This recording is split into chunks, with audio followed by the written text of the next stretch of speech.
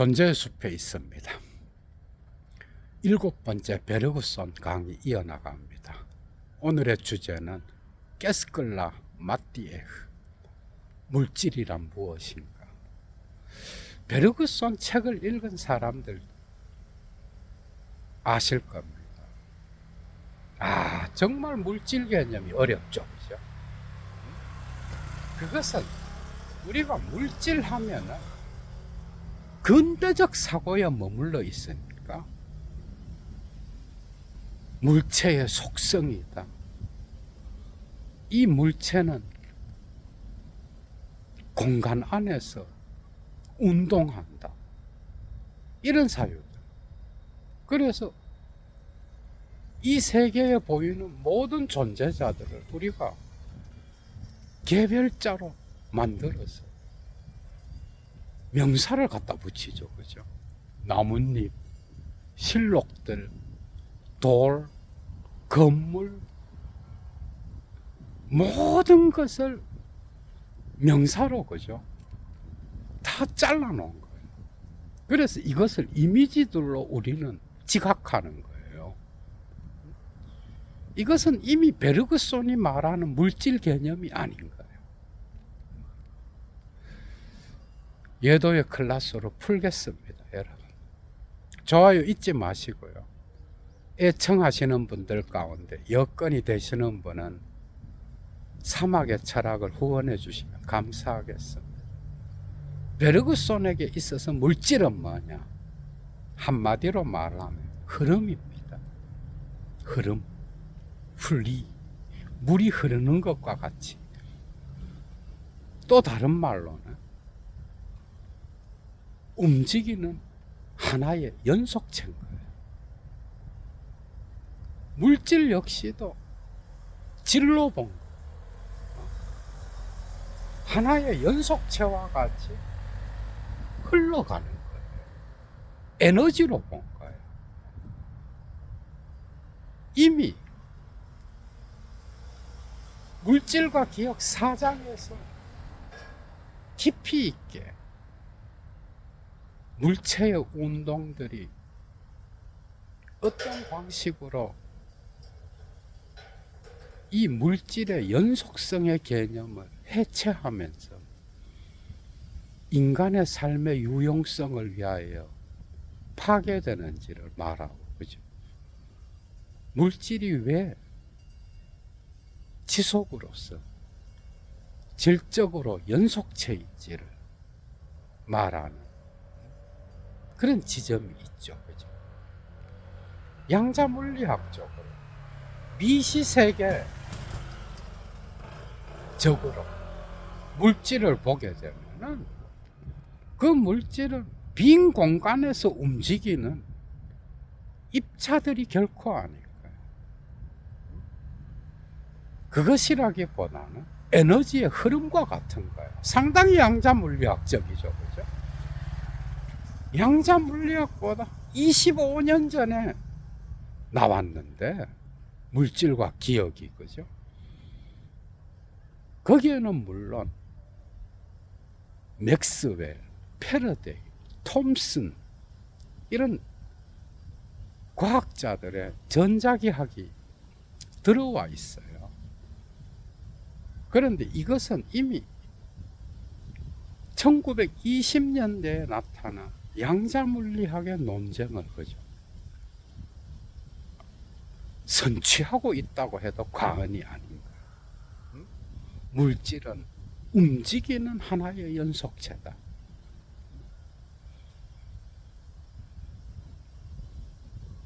원자보다 작은 소립자의 세계를 보면은 거기에서 어떤 물질이 입자냐 파동이냐 이런 논쟁은 무의미하게 돼버리는 거예요. 상호 침투하는 어떤 장을 형성하게 되는데, 그래서 양자물리학은 입자냐 파동이냐의 논쟁을 해체해버리잖아, 그죠? 그런 물질관이 이미 물질과 기억에 나타나고 있어.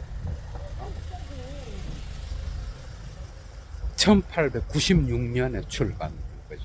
그 작품 안에 물질과 기억에서는 물질은 기억과 대립하는 것 같죠, 그죠? 그 이후에 1907년에 나온 창조적 진화에서는 물질은 생명과 대립하는 것 같아요. 물론 거기에서 물질 개념은 존재론 쪽으로 더 확산됩니다. 뒤로 가게 되면서 베르그손의 사유를 이해하는 데에서 핵심은 그죠. 물체, 운동체가 없는 운동 자체를 사유하는 거야. 이 결정적인 거예요. 어? 그러니까 지속 자체를 사유하는 게 베르그송의 사유인 거예요. 그러니까 물질 하면은 물체를 연상시키면 베르그손의 작품들에서 나타나는 마띠에흐라고 하는 이 개념을 도무지 이해할 수가 없는 거예요. 그러나 인간은 삶을 살기 위하여 이 물질을 공간화시켜야 되는 거예요. 여기에 지성의 기만이 있는 거예요. 지성은 이런 물질의 흐름, 생명 자체의 흐름, 지속을 사유할 수가 없어. 베르그손에게 있어서. 베르그손의 인식론에서 결정적인 거는 엥텔리정스가 아니라, 지성이 아니라 에모시온, 감정, 정서, 감동이라는 개념, 앵스턴, 본능이라는 개념, 이런 것들이 더 중요해. 순수 과거로부터 지성과 본능 사이를 뚫고 올라오는 그 에모시온을 알아야 이 지속의 흐름을 이해할 수가 있는 거예요. 독특한 인식론입니다. 따로 강의를 해야 되는 그런 부분인데, 지성은 현실의 삶의 유용성을 위하여, 그죠? 물질의 이 흐름을 잘라서 그것을 분리하고, 그리고 흐름으로부터 떼내서 삶을 살아가는 거예요. 물질은 지각에 저항하지만은, 그러나 인간은 또한 물질로부터 에너지를 얻는 거예요. 그러나 물질 자체는 베르그손에게 있어서 창조적 생성을 할 수 있는 건 아니에요. 물질은 그 자체로 지속하지만은 흐름으로서, 그리고 질적 운동도 해. 그러나 이 물질은 기억이나 정식이나 생명체가 없다라고 한다면, 그것은 자체로 더 많은 것을 끌어내거나 방향을 바꾸거나 그렇게 하여 어떤 사태를 창조적으로 변화해 나갈 수 있는 건 아니야. 물질 자체만 이 세계에 있다라고 한다면, 물질은 반복하죠, 그죠? 레페티시옹해. 이 반복 개념은 둘레즈의 차이와 반복에서 그 반복을 나타내기도 해. 거기에는 니체와 스피노자도 들어있죠, 그죠? 물질은 반복하는 거예요.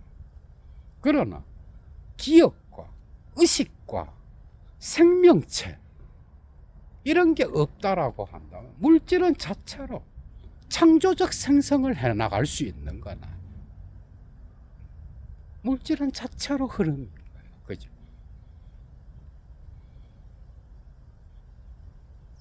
그리고 심지어는 창조적 진화에서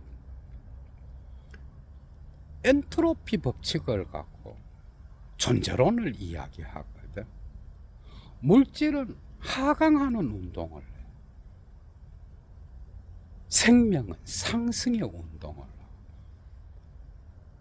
그러나 여기서 하강은 물질 자체의 어떤 힘에 의하여 하강하는 게 아니라 생명 운동이 수축을 멈추고 긴장을 멈추고 대덩트 이완했을 때, 그죠?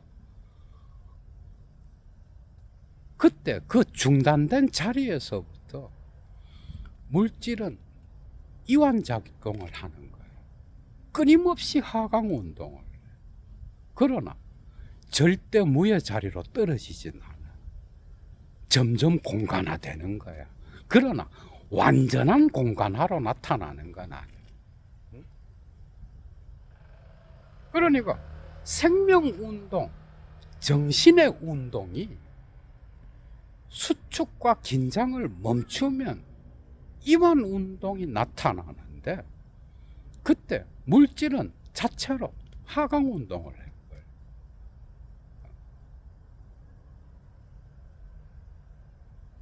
여기서 엔트로피 법칙에서 나타나는 어떤 증가와 해체의 개념이 들어와 있어요. 상당히 앞서간 철학자예요, 그죠?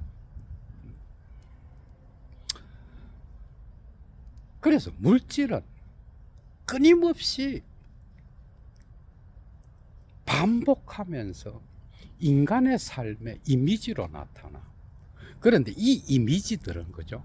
실록과 돌과 예도가 다양한 사물들을 이미지로서 지각하게 되잖아, 그죠? 이 지각을 할 때에 그 이미지는, 예도가 이미 인간의 지성과 의식으로, 그죠? 신체를 통하여 들어온 다양한 사물들을 이미지로 개별화한 거예요. 이미지화했다는 것은 인간화했다라는 거예요. 물질의 흐름을 난도질해서 나의 삶의 유용성을 위하여 특정 부분을 잘라냈다라는 거예요. 쏙 들어오죠, 그죠? 물질의 흐름으로부터 잘라내서 이미지화하는 거예요. 그래서 삶을 위하여 살아가는 거예요. 목수가 망치질을 할 때 그 망치의 쇳덩어리의 성분이 뭐냐? 그건 무엇으로 구성되었고 그 물질의 물리학적 특성이 뭐냐? 망치는 어떻게 운동하느냐? 이렇게 생각하지 않아. 인간은 삶을 살아갈 때에 이 물질을 도구로서 사용하는 거예요. 망치는 못을 받기 위하여, 건물을 짓는데 도움을 주기 위하여 인간이 사용하는 도구인 거예요. 이런 방식으로 물질의 흐름에서 특정 부분을 떼내서 도구화해서, 그죠? 우리는 사는 거예요. 르비브, 그게 삶인 거예요. 존재와 시간에 하이데거의 도구 개념에서 어느 정도 조금 선구적 역할을 했다고 봅니다. 예도는. 이거 완전 요 부분은 하이데거네 읽다가 그랬는데, 이건 역시도 물질과 기업 4장에서 나타나. 이미 이미지화하고 나의 유용성을 위하여, 나의 삶의 앞에 띠를 위하여, 욕구를 위하여 나는 물질의 지속으로부터, 그죠? 그걸 떼내서 공간화시키는 거야. 응? 기하학적 공간. 그래서 물질의 연장을 느끼는 거예요. 특정 공간 안에 모든 물질을 난도질해서 내 삶의 유용성을 위하여 그것을 사용하는 거예요. 이게 먼저라는 거예요. 그러나 물질 자체를 놓고 볼 때는 물질은 이런 방식으로 분리되어서 지각되는 게 아닌 거예요. 물질은 자체로 연속체로서 흐름인 거예요. 대단하죠, 그죠? 그래서 양자물리학적 사고가 들어있는 거예요. 이미 물질과 기억에. 그래서 특정 사물을 속성이 뭐냐 분석하고, 그리고 그 분석을 통하여 도구를 만들고, 그죠? 그리고 그 도구를 사용하여 삶을 위하여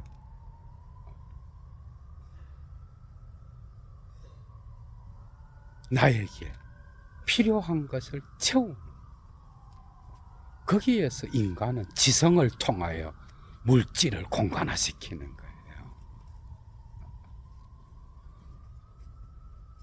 이 공간화를 통하여 인간은 삶을 영위해 가는 거예요. 예도가 지금 존재의 숲에서 다양한 이 세계의 물질들의 이미지들을 바라보고 있어. 잠시 1초 동안 저 푸른 나뭇잎을, 저 엘랑빛달을 느끼게 하는 나뭇잎을 1초 동안 지각한다고 합시다. 미시세계에서의 1초의 지각은 그죠? 상당히 긴 파장에 들어가 저 푸른색을 1초 동안 지각하는데, 그 안에는 400조의 진동들이 그죠? 연속체로서 압축되어 있는 거예요. 이 지각의 수축을 풀어서 이완시킨다고 하면은 그 400조의 진동을 세려고 하면은 25,000년의 시간이 걸리는 거예요. 이런 비슷한 내용들은 물질과 기억 4장에 나타납니다. 그런 정도로 물질은 연속체인 거예요. 흐름인 거예요. 거기로부터 인간은 삶의 유용성을 위하여 특정 대상을 개별화시키고, 그죠? 그 흐름으로부터 전부 다 분산시켜서 거기에 이름을 붙이고 삶을 위하여 공간화시키고 그것을 사용하는 거예요. 다양한 색깔들의 차이들이 그죠? 존재의 숲에서도 놀이하고 있죠, 그죠? 이런 모든 것들은 미시세계에서 보면 연속체로서, 열 에너지로서 그죠? 다양한 진동들과 떨림들이 운동하고 있고, 이런 것들은 질적 변화를 만들어 가면서 인간의 기억작용과 더불어서, 생명체의 기억작용과 더불어서 상호 침투하고, 그리고 계속 변화해 가는 거예요. 그러니까 물질은 자체로 기억과 같이 수직적으로 어떤 축적된 과거를 만들어낼 수 없고, 그죠? 그 자체로 그냥 반복해서 연속체로서 계속해서 운동해 가는 거예요. 여기에 기억이 더해져서 창조적 생성이 나타나는 거예요. 이게 물질과 기억의 어떤 특정한 사유방식이죠, 그죠? 그리고 그 이미지들을 인식하는 자의, 의식하는 자의 기억의 수축작용을 통하여 새로운 창조적 생성으로 변화시켜가는 거예요. 그래서 인간은 삶의 유용성을 위하여 이런 물질의 흐름을 파괴하는 거예요. 어떻게 보면은 창조적 진화로 가게 되면은 이 물질의 존재로는 생명과 더불어서 나타나는데, 이 우주의 존재론적 변화를 보게 되면 크게 상승하는 운동과 하강하는 운동으로 나타나. 여기에서도 물질은 뭐예요? 흐름, 개별자가 아닙니다. 물질은 끊임없이 정신의 운동, 생명의 운동과 다르게 하강해. 정신의 긴장과 수축 운동에 저항하여, 그죠? 밑으로 내려가는 운동을 하는 거예요.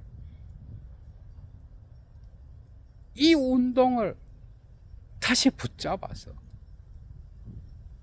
그것을 가로질러 위로 올라가려고 하는, 이게 생명의 운동인 거예요. 그러니까 물질의 개념을 크게 보면, 물질은 이 세계의 이미지를 통하여 나타나는 표면과 같은 거예요, 먼저. 그리고 그 표면 배후에는 잠재적 힘으로서 정신과 생명과 의식, 기억, 이런 것들이 축적되어 있고, 그죠? 이것에 의하여 물질은 끊임없이 우주를 지금도 팽창시키고 지속시키고 있는 거예요. 끊임없는 하강운동. 이것을 다시 붙잡아서 상승시키면서 우주는 지금도 지속되고 있는.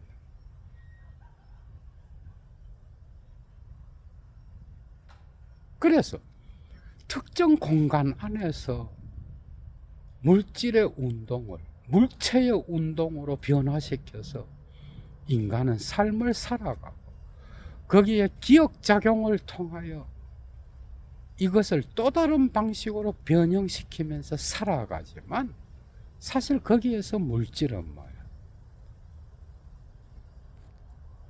질적 변화에 의해서 흐름으로서 나타나는 것을 인간이 지성으로 보죠. 그것을 공간화시켜서 물체로 만들어서 도구로 사용하고, 때로는 에너지원으로 이용하는 거예요, 인간이.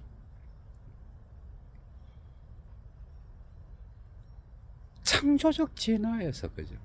이 큰 상승과 하강 운동에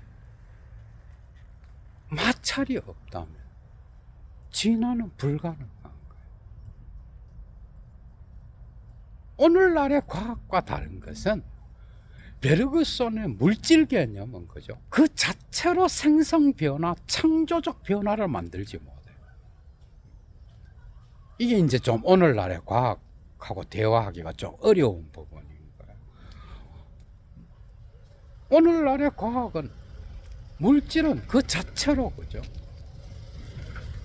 자기 조직을 하며 그런 힘을 갖고 있고, 그것은 또한 전체 구조를 바꿀 수 있는 그런 힘을 갖고 있는 게 물질인 거야. 물질은 자체로, 정신과 다르게 그 자체로도. 그래서 베르그손의 우주론은 어떻게 보면 지구의 생명체에 맞추어져서, 그죠? 우주 전체의 존재론으로 확장시키기는 오늘날의 현대과학과는 좀 맞지 않는 부분은 있어. 그러나 상당히 많은 부분들이, 그죠? 과학과 가치가, 그리고 그의 형이상학은 오히려 과학자들에게 상당히 많은 창조적 사유를 제공해줘서 이 세계의 물질의 움직임을 연구하는데, 그죠? 그건 역시도 해석이거든. 아주 중요한 역할을 한 거예요. 그러니까 베르그손의 사유에서 정신과 생명과 의식이 없다라고 한다면, 그렇다라고 한다면 기계론적 반복은 아니더라도 물질의 그냥 표면적인 반복을 하는 그런 세계로 나타날 거예요. 이미지들이 끊임없이 반복하는 그 자체로 생성 변화에 가지만은, 그러나 방향을 바꾸고 다양한 방식으로 상호 침투하면서 생성 변화에 가는 이런 변화는 아니라는 거예요. 생명과 정신의 지속이 있기 때문에 물질의 지속은 다채로워지고, 그죠? 그리고 지금 우리가 지구에서 볼 수 있는 표면의 생성 변화가 정말 다층적이고 다양한 방식으로 변화해 가고 있다라는 거, 그죠? 물질, 그것은 흐름이다. 하나의 색깔을 지각하는 데에도 거기에는 수조, 수백 조의 진동과 떨림이 있듯이 그 떨림은 다양한 방식으로 퍼져나가는 거예요. 그래서 흐름이 더 맞는 거예요. 이해가 되죠, 그죠? 과거와 같이 기억을 통하여 축적하고 그 자체로 변화 생성해가는, 이것은 불가능하다. 기억이 있어야 거기에 입체성이 나타나는 거예요. 그래서 인간은 지성을 통하여, 과학을 통하여 상당히 많은 어떤 문명의 발전을 이루었지만, 그죠? 이 세계의 생명체에 보이는 물질의 이미지들의 운동을 그 자체로 사유할 수 있는 그러한 직관과 에모시옹은 현대인들은 잃어버리고 산다라는 거. 베르그손은 그걸 가르쳐 주는 거야. 이 세계는, 이 우주는, 물질은 인간이 사용을 위하여 공간화해서 그것을 난도질하기만 해서는 안 된다라는, 인간 중심적인 세계가 아니라는, 물질은 자체로, 그죠? 그리고 인간 이외의 다른 다양한 생명체들, 무기물들과 더불어서 함께 더불어 살아가고 있다라는 것. 베르그손은 이걸 가르치는 거예요.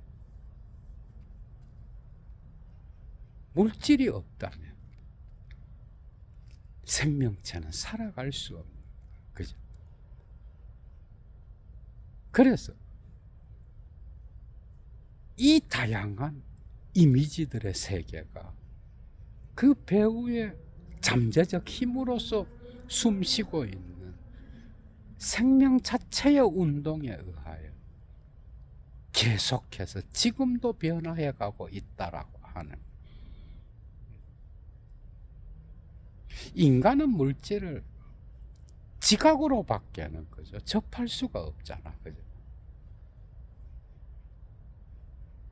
그 배후에서 무의식적으로 움직이는 깊은 심층의 흐름을 인지하는 자는 그것은 지성의 사용과 더불어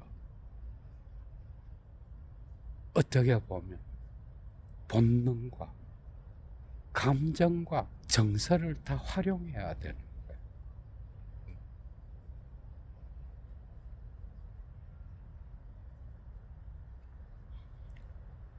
그래서 물질은 그 자체 지금도 흐르고 있는 거예요. 이런 사유를 갖고 여러분들이 베르그손의 작품을 접한다면 훨씬 더 쉽게 물질 개념을 이해할 수 있지 않을까 생각합니다. 얘도 물러갑니다, 여러분. 주스.